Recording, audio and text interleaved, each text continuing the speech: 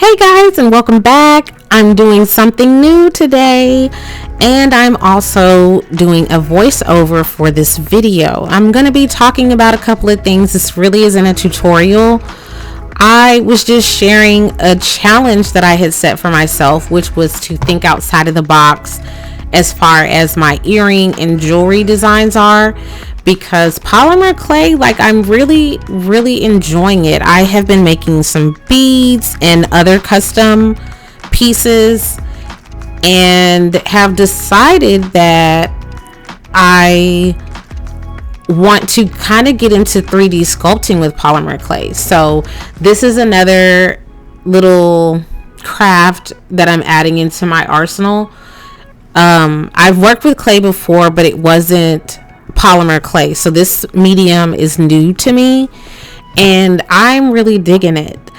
And the challenge that I set for myself was to make a bird and to make a kind of floral design on these circles. I'm not calling them earrings because when I looked at it, I was thinking more or less like I may put this on my dog's collar and use gold paint pen to write her name. So I don't know what these are gonna be yet. It may even be a charm for my necklace. So I am going to let you watch the video, and I will be talking intermittently about things that are gonna go on with my channel. Now, I want to talk about the color palette that I came up with for this first. I was inspired by a journal book, a notebook that I saw at Michael's, and I took a picture because I liked the color palette and I kind of wanted to do something similar. So I'm still working that out, but I enjoyed kind of recreating my version of those colors. And I used Sculpey Primo 18 karat gold, and I mixed it in the other four colors. And I will put I will drop the color mix in the description box below if you're interested in seeing how these colors look up close. I suggest you make them on a small scale. When I'm doing color mixing, I mix my colors on a small scale, especially if I don't know the recipe yet for it. I use my smallest circle cutter or square cutter, and I write down from there what the palette is. And I usually write them down all the time, and I'll even do a sample of the two original colors and then write down the mixtures right next to it, and I bake it right onto the sheet. That works out for me, but sometimes I don't get around to doing it and I do forget. So I'm being a little bit more diligent about my color mixes. Now, one thing I can honestly say is if and when I decide to do this again, I will not lay those petals down first. I will do my finer details because I wanted those to look like those tendrils that are in a bouquet.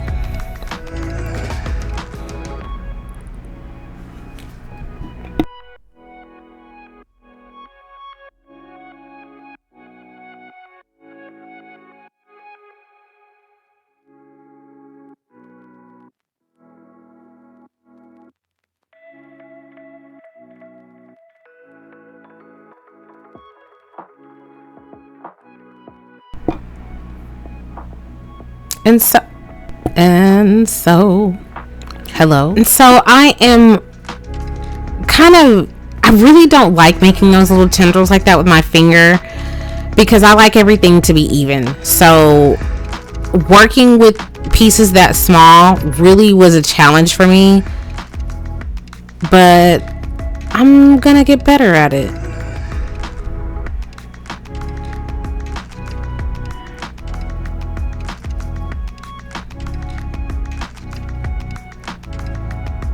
And now I am using that orange, and that is Soufflé. I think it is the orange. I'm not sure if it's called orange because I bought it in the pack of Sculpey Soufflé colors, and I don't remember it having a name. I think it's called pumpkin though, I think, and I mixed that with the Sculpey 18 karat gold as well. But I was really impressed with how the colors look. Now, they don't look exactly like the picture that I took, but that's okay because it still worked because they all had that underlying 18 karat gold color. Everything except for the purple. That I mixed with a slab I had from another project. So I will be totally honest with you, that is not the flat or the purple that comes right out of the box. Now that white color, and you really can't see it because now that I'm looking at this video, everything is so much farther away. But I mixed that 18 karat gold with white Primo, and it gave me like a beige, or a cream. It gave me like a very cream looking color. And so I'm adding, the little tendrils again. And this time around, I was a little bit better at it. I have to say, I've been in the YouTube streets, in YouTube University, watching and admiring other polymer clay hobbyists and artists. And to be able to design like this is very special. It's very cool, which is why I was trying it. And I decided to add detail. I was being really lazy because I have the appropriate tools, but the X-Acto knife seemed like the tool to use to add those details. And there I'm just adding as much as I can. Now, I ended up not liking how it balanced out, which is why I said these probably wouldn't be earrings because they're not the same. And now I'm cutting them out. And so I am a stickler for kind of saving my clay. I will go back and cut off the parts of the clay that aren't in the design where it overlapped with the other colors. And I'm smoothing the edges out as much as I can because it saves you the trouble of sanding too much at the end, which is a mistake that I was making when I first started with polymer clay. And now I'm making a bird-like creature. Y'all, it started out looking like a bird, and I really was hoping to make a flamingo, but I said I was just gonna go with it and try, because I will never know if I don't try. I'm using my scraper to get up all of the residue, and there was a little bit of the orange in that purple that I laid down, and I'm adding some details to the body of the little bird that I'm making.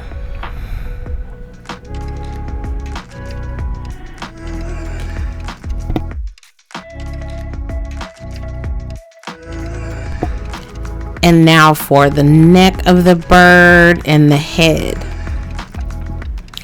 And as I'm looking at this, and as I was doing it at the time, I would have made the body a little bit larger and the neck and head a little bit longer, so it didn't end up, because it kind of looks like a baby bird to me. But I'm still proud of it because I have never done something like this. So I'm adding detail to the beak, and I'm really impressed with how much it does look like a very awkward flamingo. It's a cross between maybe I'll call it a swan flamingo.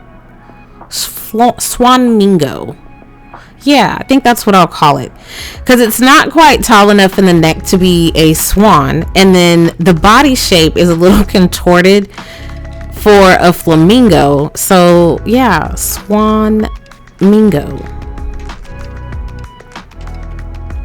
I'm adding details. I don't know what kind of details I'm adding, but I added an eye, and I'm using a little bit of black from my Memphis style inspired earrings, and he has an eye.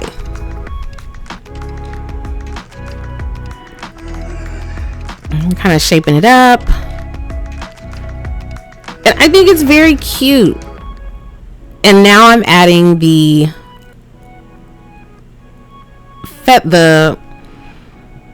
arms of the bird, but not the arms, the other feathers. I'm adding his wings, the other feathers. Y'all, it is late, but I wanted to get this video out.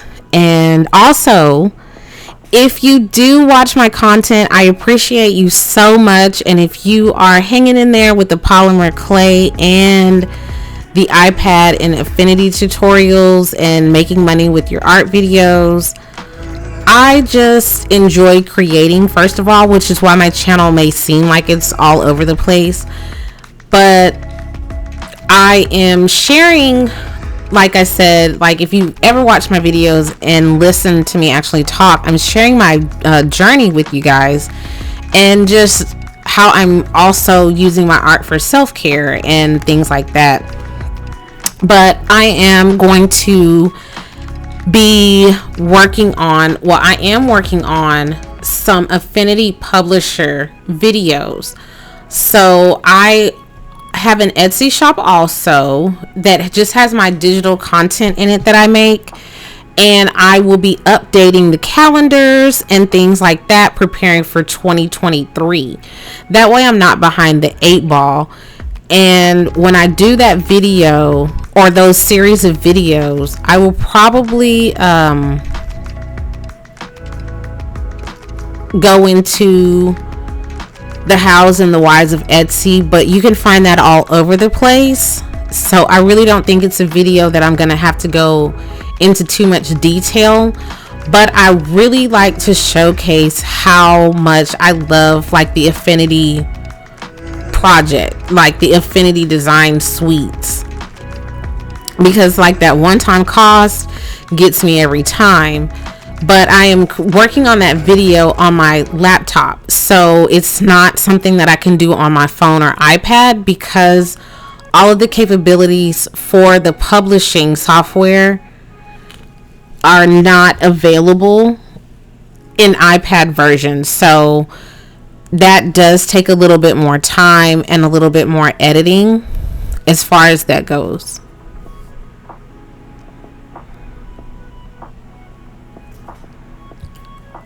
And as you can see, I have moved the baby bird off camera, and I've stuck it to the piece of paper that I'm going to bake it on. Now I use 110-pound cardstock, and there you can see, I tell you like what's up with this bird, but I still think it's very cute. I'm probably going to put it on a necklace as a reminder to myself, like the very first charm that I made, thinking outside of the box, that wasn't earrings. And I have to say that I really like how the palette of colors that I mixed kind of play off of each other, and I'm really proud of myself that I was able to mix in clay the colors that were in the photograph. Now I'm not going to put the photo in there because I don't want any issues per se with where I got the image. Well, I took the image myself, but I don't want someone to say like I was stealing their artwork or whatever. But I really did like it. If I didn't have like 25 journals, I probably would have purchased it, but I have so many and so many art books, I just didn't need to buy another one. And so now I'm like playing with the idea of making some flowers, and I've made flowers before, So I think I was just really goofing off here, because I would not have used a centerpiece that large, and I would have used the palm of my hand to press out the petals. I would have used a circle, and I would have used a larger dotting tool. So I'm literally just goofing off at this point with the clay. And I will speed it up so you can watch a little bit of the process. I learned this off of YouTube, so it's not going to be something that I go into detail to, because there are a lot of other seasoned polymer clay veterans out here in these YouTube streets, and I go watch them. I'm just sharing what I like to do with polymer clay in my own version of it, and as well as like the earrings that I make, because I think they're very unique and I like what I'm doing.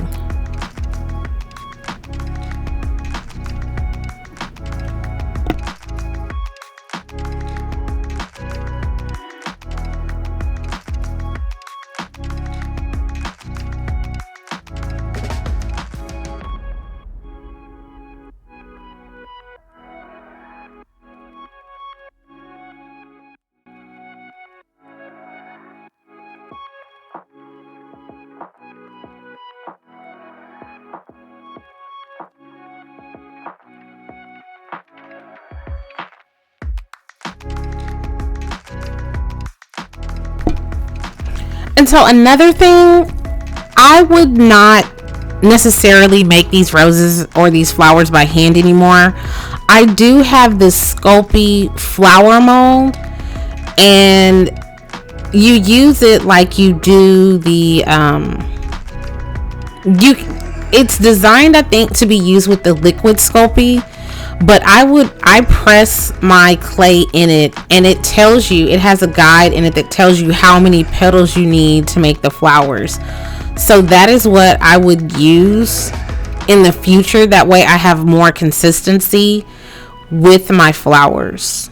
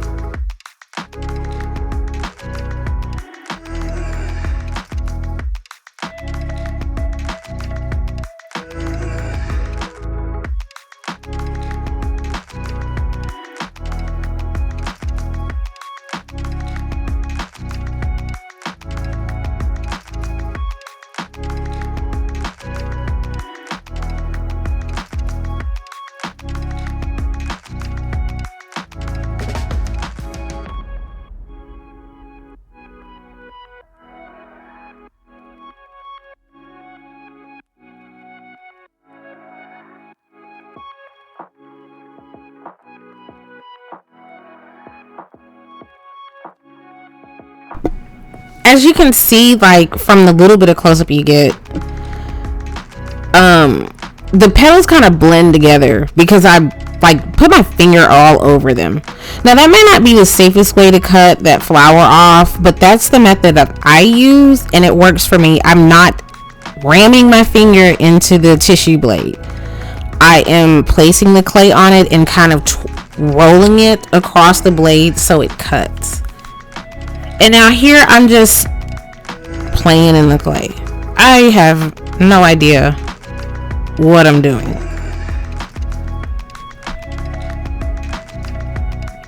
And I might even just cut that out of the video. I don't know.